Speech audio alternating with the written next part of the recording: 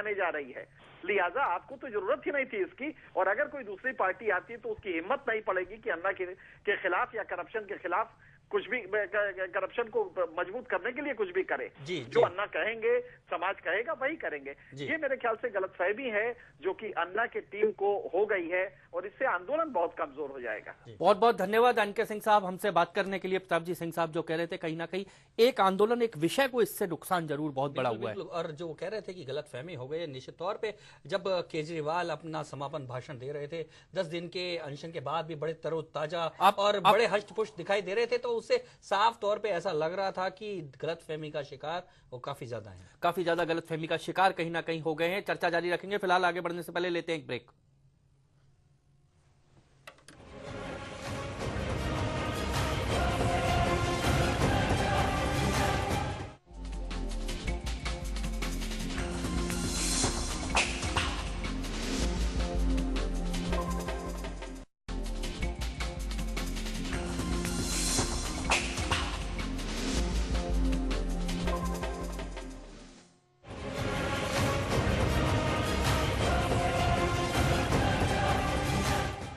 Break के बाद एक बार फिर से आपका स्वागत है। ब्रेक से पहले हम बात कर रहे थे केजरीवाल ने जो मंच से कहा उसकी, आइए सुनाते हैं क्या कहा अरविंद केजरीवाल ने मंच से।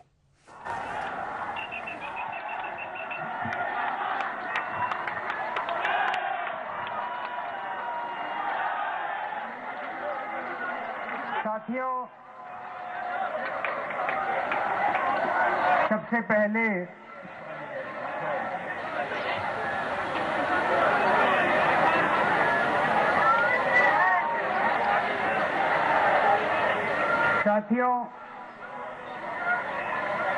सबसे पहले मैं भगवान का शुक्रिया अदा करना चाहूंगा कि उन्होंने इस पूरे आंदोलन में पिछले 2 साल में हर कदम पे हम लोगों का मार्गदर्शन किया।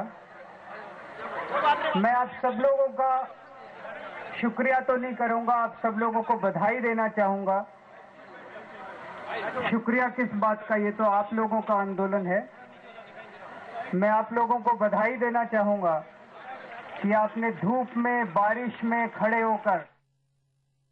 तो देखा आपने किस तरह से अरविंद केजरीवाल ने अपना आज अनशन जो आपसे कुछ देर में खत्म करेंगे उससे पहले जो भाषण दिया है, उन्होंने सीधे तौर पर कहा कि राजनीतिक जो शक्ति है वो स्थापित करनी होगी और तब जाकर जन लोकपाल पर हम फैसला करवा पाएंगे। और इधर अन्ना हजारे ने अपने भाषण में कहा है कि भ्रष्टाचार से इस देश में महंगाई बढ़ी है, आम आदमी की तकलीफें बढ़ी हैं, उनको दूर करना है। वहीं एक प्रतिक्रिया और आई है कांग्रेस की तरफ से, रेणुका चौधरी की प्रतिक्रिया हमारे पास है, हम आपको सुनाते हैं क्या कहा उन्होंने।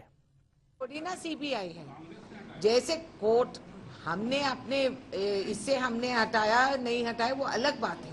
जब कोर्ट ने कुछ फैसला की, सीबीआई ने कुछ फैसला की, उसमें हम दखल नहीं दे सकते। टीम अन्ना जाने वो अपना फैसला जाने कि क्या करना चाहते हैं। I don't think it is nice ऐसे खिलवाड़ करना, और देखा जाएगा कि जो होगा फिर हमें क्या करना, क्या कदम उठाना पड़ेगा, हम देखा जाएगा।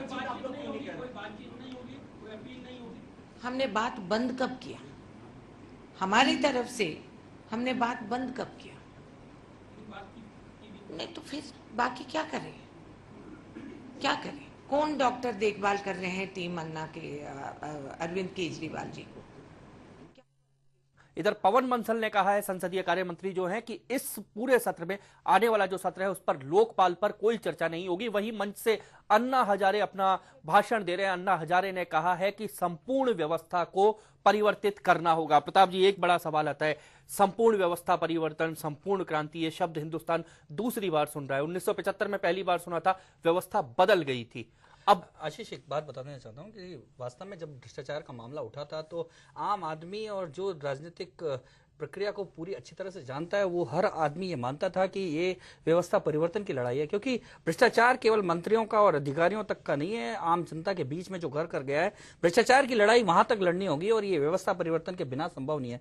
कुल मिलाकर हम एक देखते हैं कि गोविंदाचार्य जो कि बीजेपी के बड़े नेता हुए, वो राजनीति से इसलिए अलग हटके आए। उन्होंने कहा कि राजनीति के माध्यम से व्यवस्था को बदला नहीं जा सकता और इसलिए व्यवस्था बदलने के लिए सामाजिक आंदोलन खड़े करने की जरूरत है। एक राजनीतिक नेता इस तरह का कार्रवाई करता है, वो सामाजिक आंदोलन खड़ी करने की कोशिश करता है। दूसरी ओर सामाजिक आंदोलन चलाने वाले राजनीति के माध्यम से यदि व्यवस्था परिवर्तन, तो ये बड़ा विरोधाभासी कुल मिलाकर सवाल है। और दो बातें, जब से टीम अन्ना ने घोषणा की है कि वो राजनीति में आएगी, फेसबुक और ट्विटर जैसे माध्यमों पर, सोशल नेटवर्किंग साइट्स पर बहुत इसकी चर्चाएं हो रही हैं। दो चर्चाएं हम आपको बताना चाहेंगे। एक, जन लोकपाल बिल को रखकर उस पर हार चढ़ाते हुए लोगों की तस्वीर है और अब लिखा है कि आपको अंतिम एक तरह से श्रद्धांजलि। और दूसरी जो एक अन्ना टोपी, मैं अन्ना हूं लेकर लोग पहनकर उसको चलते थे, अब उस टोपी पर लिखा है मैं अन्ना था। तो कुल मिलाकर ये दो मजेदार चित्र इस समय